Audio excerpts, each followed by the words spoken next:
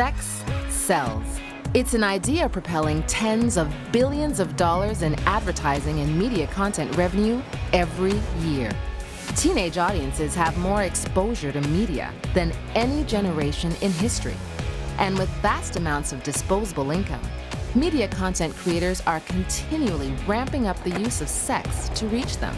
But what is the effect of this on teen culture? So let's talk about sex. How much time do you think about sex? How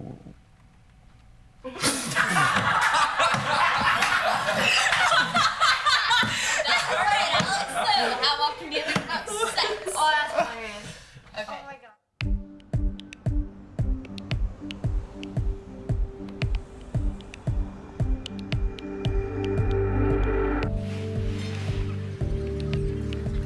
The definition of sex in our society and our generation has completely changed. Yeah.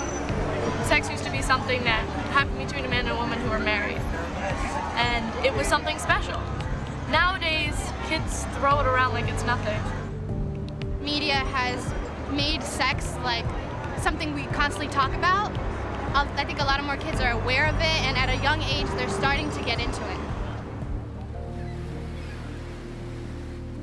Sexual objectification is the process of treating another individual like they're an object who exists for your sexual pleasures. We're in a new era of sexual objectification where it's not only become normalized, it's actually been embraced. People don't really get into relationships as much. It's more of a, I talk to you, we hook up, and that's it. Sex is almost encouraged in a way, in a very casual sense, but they're not saying, but while you're there, be safe or think of this. It's just like, do it because it'll feel good, and that's the end of that.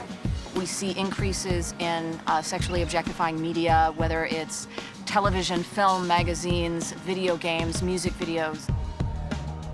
The amount of sex used in advertising has nearly doubled in the past 20 years. We are exposed to more objectifying images than we have ever been exposed to. We know that in the 1970s, we saw about 500 advertisements per day.